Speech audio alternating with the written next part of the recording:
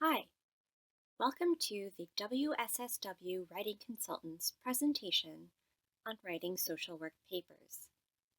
This workshop will focus on strategies for breaking down and getting started with assignments in the MSW program at Wurzweiler.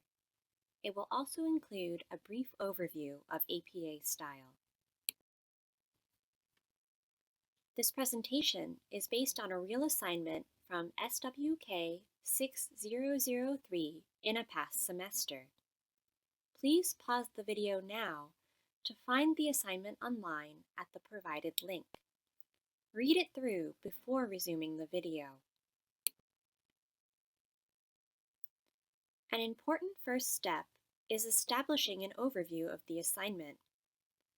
Think about the assignment as a whole. What is the assignment about? What is the topic or subject matter? What exactly will you be looking at? What are you going to have to write? What kind of document will you have at the end? A single unified paper? Multiple shorter discussions? If you look at the beginning of our sample assignment, you will see the phrase integrated narrative. What does that phrase imply about the kind of document you should have for this assignment? What sort of tasks are you being asked to do? What kind of work or thinking is involved? Reflection, research, analysis, telling a story, judgment, summary? Take a few minutes to pause and jot down your thoughts in response to these questions regarding our sample assignment. Please pause the video now to jot down your responses, then resume the video. Here are two more questions worth asking. 1. Is the assignment broken down into parts? How many? And what are they? 2. How long does the paper need to be? In this case, we see that the assignment has 3 parts, labeled A, B, and C. You'll want to take some time to understand how these 3 parts are different from one another. We also see that the paper needs to be 6 to 7 pages. It would be reasonable then to move forward with the assumption that parts A, B, and C might each take up about 2 pages, and that if any one part is too long, there would not be room for the other 2 parts. After establishing an overview, a helpful strategy is to boil the whole assignment down into an organized list of subtasks. Social work assignments at the graduate level are often complex, with multiple questions and tasks within tasks. Since that can be overwhelming to work with, it helps to translate the instructions into a simpler language that makes sense to us. For example, here is one way of boiling down parts A and B in this assignment into subtasks. Each part can be translated into 5 simpler prompts. Part A asks you to explain history and structure, explain mission statement, describe funding, describe client encounter, and identify pressures. And Part B asks you to define community type, describe community demographics, describe community linkages, provide community history, and assess community strengths. Notice the way each subtask is constructed: a verb or action word plus a noun. The verb captures the kind of work to be done, explaining, describing, and so on. And the noun captures the subject matter to focus on. By translating into subtasks, we can see that parts A and B mostly ask for a particular kind of work, gathering and relaying information.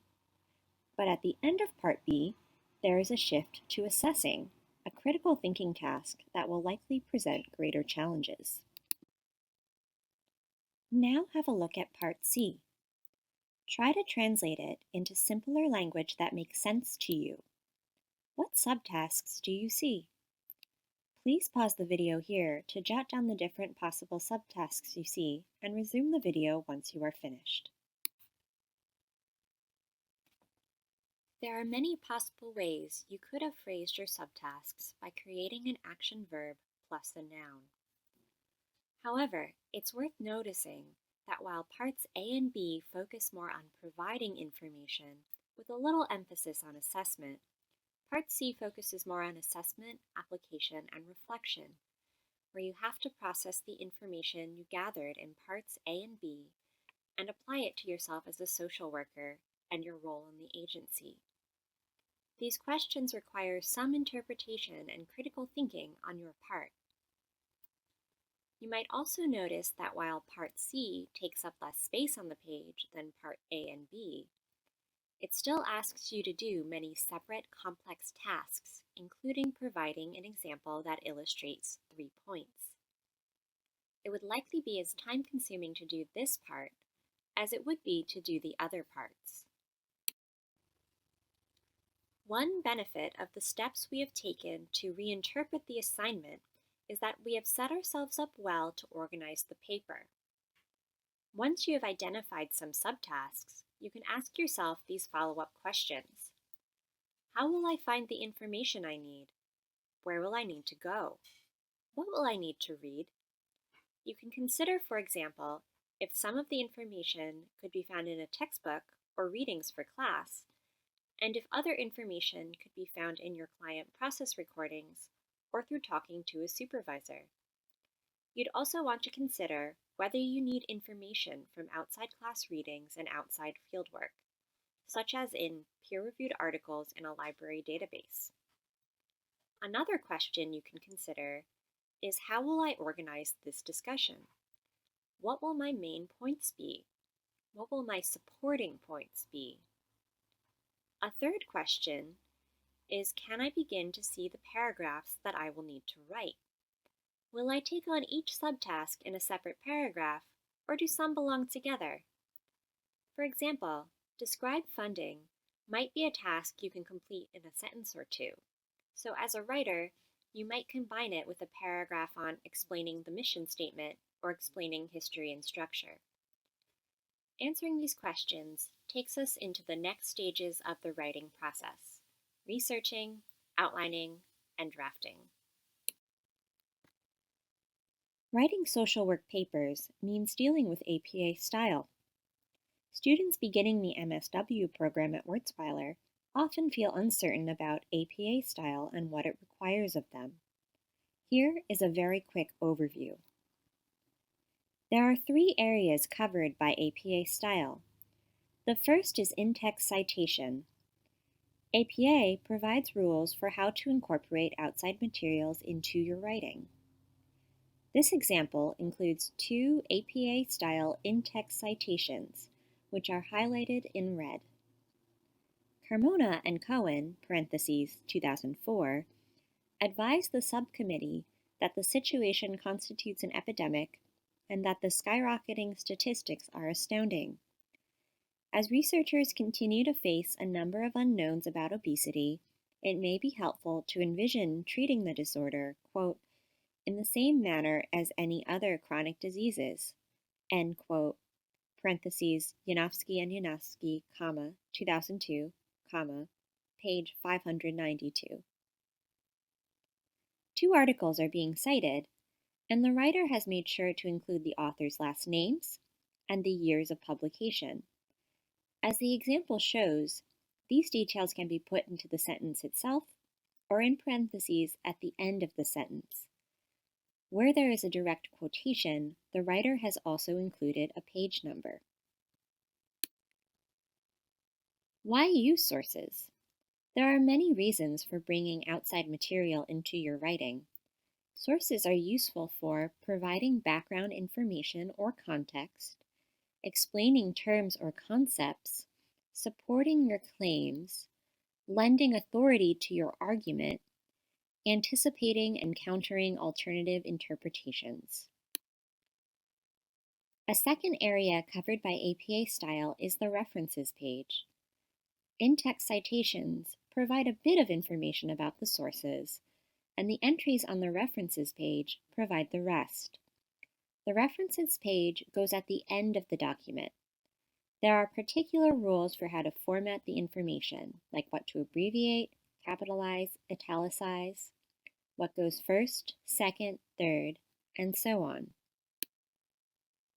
The final area covered by APA style is manuscript format.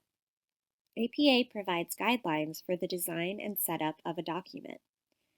For example, there are guidelines concerning line spacings and margins, the title page, headers, headings and subheadings, and the references page. It's good to know what areas APA style covers, but there's no need to study or memorize all of the various rules and guidelines. Just look them up when you need to. There are also many tools available that make APA easier. Word processing programs like Microsoft Word contain templates and referencing functions that can do a lot of the work for you. The Purdue OWL also has a good sample paper that explains how to format a paper. That sample paper is linked on this slide. If you are going online for help with APA, the most comprehensive and up-to-date website is the Purdue OWL, Online Writing Lab, APA website. You'll find lots of resources there, including the full APA-style sample paper we discussed in the last slide. Additionally, the APA itself has a style blog that often answers trickier, more specific APA questions. If you are Googling for help citing a specific type of source, searching APA alongside your key term will usually pull up what you need. You can use quotation marks to search for words as a phrase. Note that college and university writing centers and library websites are often the most reliable sources for APA citation and style information. Those sites will usually end with .edu rather than .com. For one-on-one support with these writing concerns or any others, you can make an appointment to work with Charlotte Thurston, that's me, or Kultej Dhariwal. Visit our appointment booking website, wsswwriting.setmore.com. You can meet us in person, or you can connect with us online for email exchanges or live chats. We look forward to meeting and working with you.